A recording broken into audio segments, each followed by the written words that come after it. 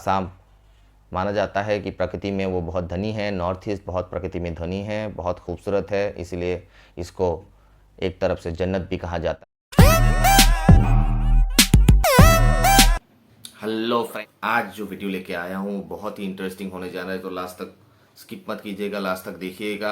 आज पहली बार हम लोग का चैनल ये मोटिवेशन चैनल है, पर पहली बार हम लोग फैक्ट्स अबाउट नॉर्थ ईस्ट उत्तर पूर्वांचल के ऊपर वीडियो लाए हैं ताकि पूरे भारतवर्ष को उसकी जानकारी मिल सके। और आज 75 वर्ष की स्वाधीनता दिवस की हार्दिक शुभकामनाएं मैं आप लोग सबको देता हूँ। जय हिंद, वंदे मातरम। और ये वीडियो अभी स्टार्ट करने के लिए जा रहा हूँ, तो अंत तक बने रहिएगा।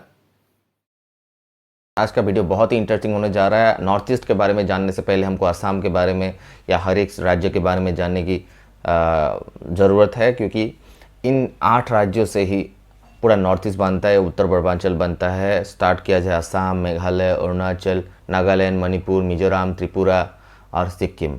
इन 8 राज्यों से नॉर्थ ईस्ट बना हुआ है, जिनको 7 सिस्टर्स एंड 1 ब्रदर कहा जाता है। अभी नॉर्थ ईस्ट के बारे में, हर एक राज्य के बारे में जानने के लिए हमें हर एक राज्य के बारे में डिस्कस करना पड़ेगा, हर एक राज्य के बारे में जानना पड़ेगा। और मैं कोशिश करूंगा कि पूरा भारतवर्ष तक नॉर्थ ईस्ट या उत्तर पूर्वांचल का हर एक संदेश पहुंचे, हर एक बात उनको पता चले कि उत्तर पूर्वांचल क्या है, क्यों इसे जन्नत कहा जाता है, या क्यों इसे जन्नत के साथ ही ऐसा कहा जाता है कि बहुत ऐसा एक देश है जिसने वीरों को जन्मा है। वैसे ही भारतवर्ष वीरों की भूमि है, पर उत्तर पूर्वांचल में भी यहाँ पे वीरों ने हमेशा अपनी जौहर दिखाने का मौका मिला है और जौहर दिखाया भी है। तो उसी बारे में हम लोग बात करेंगे। तो आते हैं असम में। असम विख्यात है अपने चाय के लिए। आज से नहीं, वो फिरंगियों के ज़माने से है, वो ब्रिटिश के ज़माने से ही असम चाय के लिए विख्यात है। और असम हर एक चाय को यहाँ से एक्सपोर्ट करता है, पूरे देश में, पूरे पृथ्वी में एक्सपोर्ट होता है यहाँ से चाय। असम तेल के लिए विख्यात है। पहली बार यहाँ पे तेल फिरंगियों को मिला था दुलियाजान दिग्बोई में, जो अपार असम में है, और वहाँ से उन्होंने एक्सपोर्ट करना शुरू किया और आज तक असम तेल के लिए विख्यात है।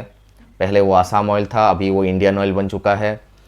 और इसके सिवा असम एक सींग वाले गेंडा के लिए भी विख्यात है, जो काजीरंगा नेशनल पार्क में मिला जाता है। पूरा पृथ्वी में एक सिर वाला गेंडा सिर्फ काजीरंगा नेशनल पार्क में ही मिलता है, तो उसके लिए भी असम विख्यात है।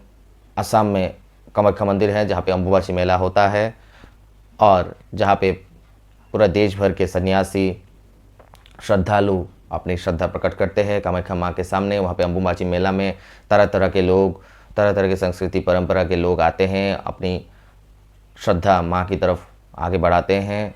और 4 दिन का 5 दिन का जो वहाँ पे अम्बुबाची मेला में वो लोग अपना पूरा श्रद्धा दिखाते हैं और यहाँ पे आके अपना माँ को अपने दिल की बात बताते हैं। अम्बुबाची मेला बहुत ही बड़ा मेला होता है और भारतवर्ष में ये पहली 2 या 3 में आता है। असम में माजुली है। माजुली एक द्वीप है जिसमें लोग रहते हैं और वो ब्रह्मपुत्र के बीच में है। ब्रह्मपुत्र वो एकमात्र नदी है जो असम के बीच से आया है, पूरा असम के बीच से वो गुज़रता है, और ये चाइना से आया है। और ये ब्रह्मपुत्र एक ऐसा एक नदी है जिसको मर्द के नाम से जाना जाता है। बाकी सभी नदियाँ जितनी भी है पूरे भारतवर्ष में, उनको महिला या औरत के नाम से जाना जाता है, पर ब्रह्मपुत्र एक ही नदी है जिसे मर्द के नाम से जाना जाता है और ब्रह्मा का पुत्र माना जाता है। अभी असम के हम लोग राजाओं के बारे में थोड़ा आप लोगों को डिस्कस करने की कोशिश करेंगे। असम में बहुत सारे राजाओं ने राज किया, पर प्रमुख राजाओं के बारे में आज हम लोग आपको बताएंगे। प्रमुख में आते हैं अहोम, जिन्होंने 600 साल तक यहाँ पे राज किया और 17 बार मुग़लों को धूल चटाई और असम को अधीन नहीं होने दिया। असम पराधीन था। असम कब इंडिपेंडेंट था? 1826 तक असम इंडिपेंडेंट था, जब तक ट्रीटी ऑफ यान्डाबू नहीं हुआ। ट्रीटी ऑफ यान्डाबू साइन हुआ था फिरंगियों के बीच और बर्मीज़ के बीच, जिन्होंने यहाँ पे बर्मीज़ ने आके असम में बहुत लूट मचाई। तब अहोम के जो सेनापति थे उन्होंने ब्रिटिश को या फिरंगियों को आने का आमंत्रण दिया, और तभी असम अपने स्वाधीन भाव से असम ब्रिटिश के वहाँ चला गया। फिरंगियों ने ले लिया 1826 को। उससे पहले तक असम हमेशा राजाओं ने चलाया था, असम हमेशा स्वाधीन था। उसके बाद अगर बोला जाए तो असम में और एक जाति था, और एक डायनेस्टी था बोला जाए, और एक कोच डायनेस्टी जिसे बोला जाता है, और एक डायनेस्टी था जिन्होंने रूल किया था, जिन्होंने राज किया असम में, और उनका नाम था कोच राजवंशी। इन्होंने 400 साल तक या 1947 तक इन्होंने राज किया। इन्होंने फिरंगियों के नीचे भी अपना राज चलाया, और इनका राजधानी कोच बिहार था। आहोम का राजधानी जैसे शिवसागर था, इनका राजधानी कोच बिहार था। तो इनका भी इन्होंने 400 साल तक राज किया। तो इनका जो मेन सिकंदर थे, या जो मेन थे, जिनसे सेना प्रमुख थे या जनरल थे, उनका नाम था चिलाराय। जो उनके पहले राजा, पहले नहीं दूसरे राजा जो है, पहले राजा थे विश्व सिंह और फाउंडर थे। उनके बेटे नरनारायण और चिलाराय थे। तो नरनारायण राजा था और चिलाराय उनका जनरल था। तो इन्होंने अपने जो इलाका है उसको बृहत्तर बनाने के लिए इनको मदद किया, और कोच राजवंशी देखते ही देखते बहुत ही बड़ा राज्य बन गया। और आहोम का फाउंडर जो है चुकाफा, उन्होंने भी बहुत कोशिश की और आहोम को पूरा असम में फैलाने की कोशिश की। उनका एक मोटो था कि बोर बनाना है, और उसी को उन्होंने मोटिव लेके 600 साल तक राज किया। अभी असम का और एक बात आपको बताता हूँ। असम में हर एक 20-40 किलोमीटर पर आपको हर एक जाति जनजाति मिलेगी। उनकी संस्कृति परंपरा हमेशा अलग होती है। उन्होंने हर एक ओर से असम जब फिरंगियों के हाथों में था, तो उनको स्वाधीन बनाने के लिए हर एक कोशिश की। जब सिपोही विद्रोह हुआ 1857 को, तब यहाँ पे मनीराम देवान पहले थे जिनको फांसी में लटकाया गया था।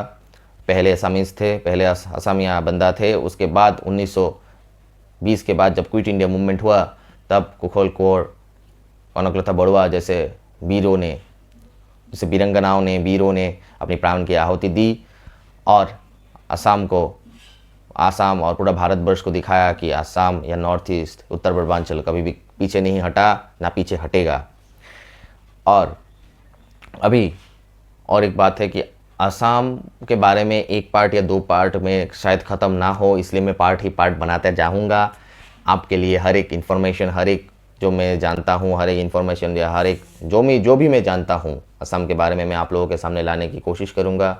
और मैं जानता हूँ कि असम या नॉर्थ ईस्ट के बारे में आप लोगों को पूरी जानकारी होनी चाहिए, क्योंकि असम या नॉर्थ ईस्ट के बारे में आप लोग अगर जानकारी नहीं लेंगे तो बहुत ही मुश्किल हो जाएगा। मैं चाहता हूँ कि आप लोग जो भारत के दूसरे प्रांत में रहते हैं, वो कभी भी उत्तर पूर्वांचल या हम लोगों के जो भी है, यहाँ पे 8 राज्यों में लोग रहते हैं, यहाँ आप लोगों के भाई बहन ही हैं हम लोगों को कभी भी ऐसा मत कीजिए कि हम लोग अपने देश में स्ट्रेंजर है। अपने देश जो जितना प्यार आप अपने देश को करते हैं, उससे कई ज़्यादा उसी तरह हम लोग भी अपने देश को चाहते हैं, प्यार करते हैं। मैं हर एक लोग को नहीं बोल रहा हूँ, मैं उन लोगों को कहता हूँ जो उत्तर पूर्वांचल के बारे में तरह तरह की बातें करते हैं, पर उनको पता नहीं है कि उत्तर पूर्वांचल क्या है। तो मैं रिक्वेस्ट करता हूँ इस वीडियो की तरफ से कि आप लोग जानिए उत्तर पूर्वांचल क्या है, उत्तर पूर्वांचल के ऊपर पढ़िए। उसके बाद उत्तर पूर्वांचल के ऊपर जितने भी आप लोगों को रिसर्च करना है कीजिए, या मुझे पूछिए। उत्तर पूर्वांचल एक ऐसा खूबसूरत जगह है जिसे जन्नत कहा जाता है। इसमें तरह तरह के संस्कृति परंपरा आपको मिलेंगे। यहाँ पे असम के बारे में हम लोग बात कर रहे थे, यहाँ पे 7 नेशनल पार्क्स है, 7 नेशनल पार्क्स हैं हम लोगों के पास। 17 वाइल्ड लाइफ सेंचुरीज हैं, जहाँ पे आपको एक सींग वाला गेंडा के साथ यहाँ पे टाइगर रिजर्व भी है। तो यहाँ पे बहुत सारे आपको मिल जाएंगे, और साथ ही आप लोगों को ऐसा भी मिलेगा जो असम के लिए प्राण की आहुति या अपने देश के लिए प्राण की आहुति देने के लिए भी पीछे नहीं हटते, जैसे चिंटू गोगोई जिन्होंने 1999 के करगिल वॉर में अपने प्राण की आहुति दी थी। और ऐसे वीरों से इस देश को नाज है। और खेल में भी यहाँ पे नॉर्थ ईस्ट का नाम बहुत ऊपर है। मैं नाम लेते लेते मेरा वीडियो ही ख़त्म हो जाएगा, लेकिन नाम ख़त्म नहीं होगा। इतने सारे लोगों ने नॉर्थ ईस्ट के लिए या उत्तर पूर्वांचल या आसाम के लिए नाम लाया, या अपने भारत देश के लिए उन्होंने जी जान लगा के नाम किया।